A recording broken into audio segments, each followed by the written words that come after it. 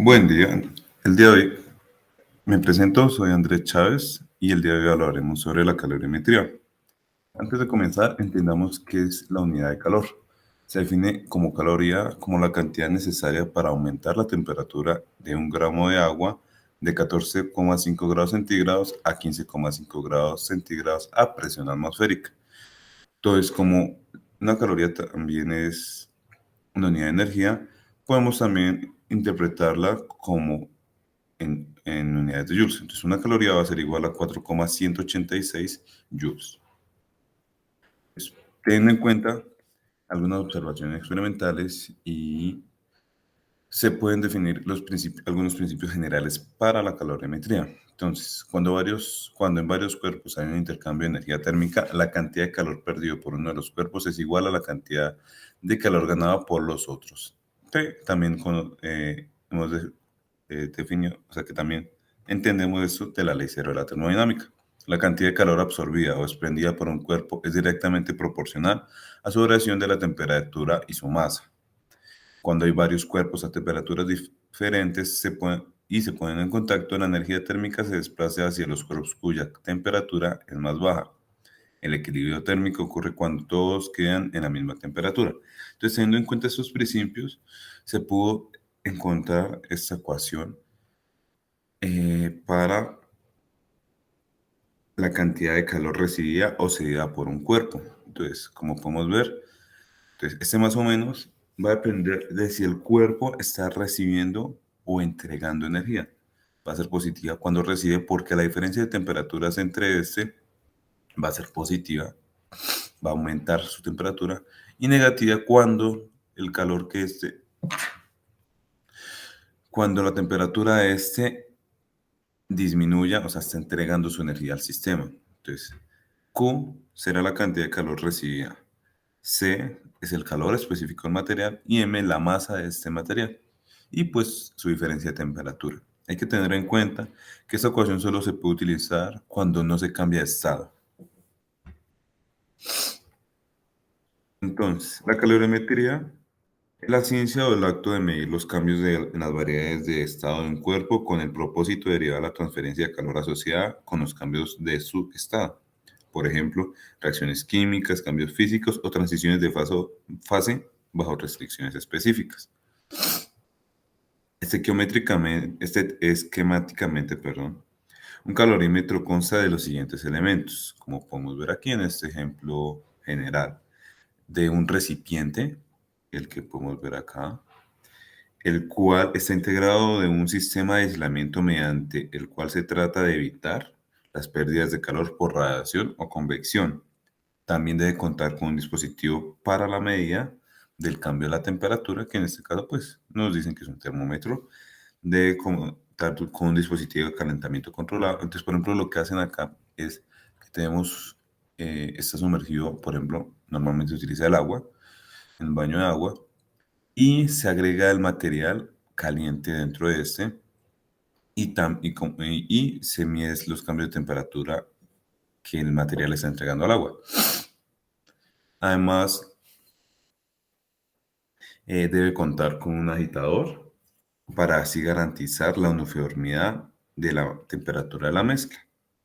Cuando la temperatura de la reacción llega a su máximo o mínimo estable, es importante tener en cuenta el cambio de la temperatura y la cantidad de agua usada, ya que como dijimos anteriormente, el agua juega el rol importante como referencia para poder determinar así la capacidad calorífica o la cantidad de energía que le está entregando al sistema, este material. Entonces, como algunos ejemplos, aquí coloco una tabla de calores específicos de diferentes elementos. Por ejemplo, si vemos el del agua, el calor específico del agua es el más alto de toda esta tabla. Y, por ejemplo, si lo comparáramos con el aluminio, vemos que es muy pequeño en comparación del agua. ¿Qué pasa? Que, por ejemplo, cuando podemos calentar agua, vemos que el agua se demora más y también en calentarse y también en enfriarse. En cambio, el aluminio uno lo coloca a fuego, por decirlo así, y este rápidamente alcanza un color amarillesco que nos está diciendo que ya está a punto de cambiar de fase. Y si lo apagamos, vemos que este se enfría muy rápidamente. Lo tocamos al segundo y ya está frío. Entonces, por esa razón, el calor específico del aluminio es mucho menor porque su tiempo de, de conservar el calor es muy corto a comparación del agua. Entonces, para comenzar, voy a hablarles de algunos tipos de calorímetros. Entonces, el básico, o el que más conocemos nosotros, por ejemplo, es el calorímetro adiabático. El calorímetro adiabático se construye de tal forma que no permiten intercambios de calor entre la celda y los alrededores, como podemos ver acá, para así poder relacionar el calor generado con la diferencia de temperaturas que produce. Durante la experiencia calorimétrica, cualquier calor generado o consumido en la celda lleva a un cambio en la temperatura. En los calorímetros adiabáticos se presenta un control estricto en la temperatura de los alrededores, lo que hace necesario el uso adecuado de controles electrónicos que mantengan constante el gradiente de temperatura entre la celda y los alrededores, de tal forma que el intercambio de calor entre estos sea lo más pequeño posible. Pues, en teoría se quisiera que fuera nula, ¿no? Entonces, como les mencionaba anteriormente, por ejemplo, pues tiene su termómetro que me va diciendo los cambios de temperatura, los cables de ignición que calientan, que hacen la variación de la temperatura en la muestra, el agitador, como ya mencionamos, para mantener la variación de la temperatura constante, la cubeta que mantiene todo el sistema aislado, la cubierta que te mantiene todo el sistema, perdón, y la cubierta de aislamiento que mantiene todo el sistema aislado del exterior. También tenemos el calorímetro isoperólico, que es un calorímetro que mantiene constante la temperatura de los alrededores. Es como podemos ver aquí, eh, a medida que pasa el tiempo, este se mantiene relativamente constante y ya cuando entra dentro del calorímetro, pues tiene un cambio en su temperatura. Como podemos ver aquí, sería la temperatura controlada de los alrededores. Entonces, mediante el uso de un termostato, o una red, que es la que tenemos acá, que asegura o que mantiene la temperatura del sistema eh, constante. Entonces existe una resistencia térmica de magnitud definida entre los valores alrededor y la celda donde se realiza la medida, de tal forma que el intercambio de calor depende de la diferencia de temperaturas entre TA y entre TA, entre TA y con sus alrededores TC, perdón. De manera que como TA es constante, entonces el flujo del calor solo dependerá de TC. Ya entrando a calorímetros más sofisticados, por decirlo así, entramos a una técnica que se llama la calorimetría diferencial de barrido o DSC, con sus siglas en inglés. Entonces, en esta ya no podemos aplicar esta definición de calor, de cambio de cantidad de calor, porque en esta sí va a haber un cambio de fase, porque se quiere ver cómo cómo cambia la capacidad calorífica en función de la temperatura y como vemos, lo ideal es tomar temperaturas bastante altas. Entonces, la calorimetría diferencial de barrido es una técnica para el análisis térmico que evalúa el efecto de la temperatura sobre la variación de la capacidad calorífica, como podemos ver en esta gráfica. Se toma una muestra de una masa conocida y se somete a calor o frío para luego analizar los cambios que se producen en su capacidad calorífica a medida que se modifica el flujo de calor. Entonces, como podemos ver aquí, tenemos dos picos, ¿no? O sea, a medida que aumentamos la temperatura, se presenta un pico que puede ser un cambio de fase. Y como en esta se aumenta la temperatura, entonces el pico va a ser positivo. Ya digamos, si lo que queremos, si digamos, en vez de calentar en la muestra, la dejamos enfriando, ya el pico no va a ser positivo, sino va a generar un pico negativo, por decirlo así, simétrico un poco, a lo que sucedió cuando se calentaba la muestra. Entonces, este tipo La calorimetría diferencial de barrido permite detectar transiciones como los puntos de fusión, transiciones vítreas, cambios de fase y curado.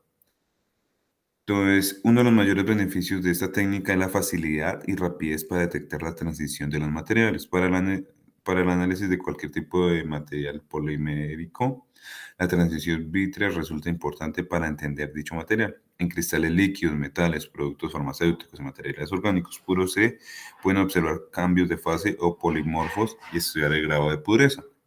Para el procesamiento de destilación de materiales, conocer su capacidad calorífica y los cambios en el contenido de calor del material resulta útil para calcular la eficiencia de los procesos. Por esas razones, la calorimetría diferencial de barrido es la técnica más común para el análisis térmico y se emplea en muchos laboratorios.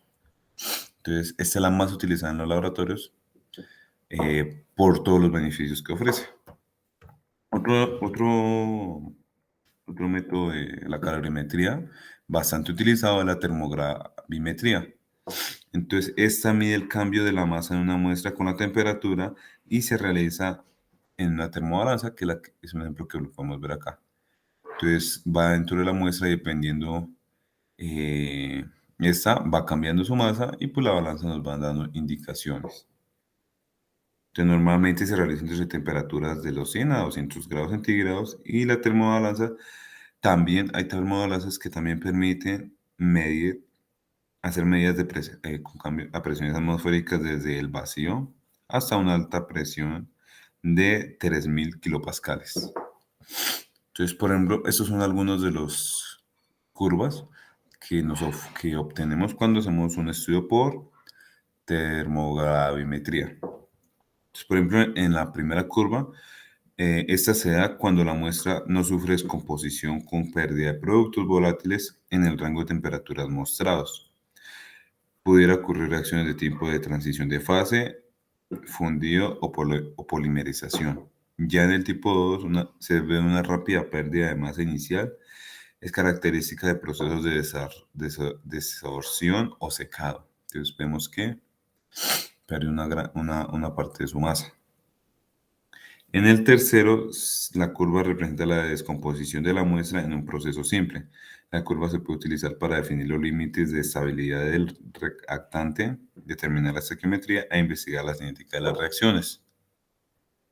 En el cuarto tipo, se indica una descomposición multietapa con intermedios relativamente estables. Se puede definir los límites de estabilidad del reactante e intermedios y de forma más compleja la estequiometría de la reacción. En la quinta etapa también indica una descomposición multietapa, pero los productos intermedios no son tan estables como podemos ver en la cuarta etapa y se obtiene poca información de la estequiometría de la reacción. En la sexta se observa una ganancia de masa como consecuencia de la reacción de la muestra con la atmósfera que lo rodea. Y en la séptima, el producto de una reacción de oxidación se descompone a temperaturas más elevadas. Entonces, dependiendo, se puede dar una ganancia y pérdida de su masa. Algunas aplicaciones de la termogravimetría es que nos ofrece conocer el rango de estabilidad térmica de los materiales, ya que en algunos casos pueden ser peligrosos. eh, Nos ofrece los peligros del almacenamiento de explosivos. Polarizamos también en el periodo de vigilancia de los fármacos y también eh, condiciones de secado de algunos tipos de materiales. También nos permite conocer que mediante el uso de una atmósfera de aire u oxígeno, las condiciones que se oxidan materiales o se degradan algunos polímeros. Eh, Como las curvas de materiales TG suelen ser complejas, los minerales y polímeros no son fáciles de interpretar, pero sin embargo se utilizan como patrones de identificación que construyen una base de datos. A pesar de que puede resultar un poco engorroso interpretar estos resultados, bajo varias muestras es un buen indicador del estado de algunos materiales. Y también se puede determinar la cinética, perdón, de una reacción a partir de la termogravimetría de un compuesto cuando ésta describe un proceso bien definido. cuando la estequiometría de la deshidratación de un hidrato, de modo que se calcula la energía de activación y a partir de ella extrapolar las condiciones de reacción de un compuesto a baja o alta temperatura. Entonces, básicamente, la calorimetría, pues como mencionamos en toda esta exposición, es el estudio de los cambios de temperatura de un compuesto y así determinar por ejemplo, básicamente su calor específico del material y y a partir de estudiar diferentes fases que nos presenta. Entonces, esto sería todo. Muchas gracias.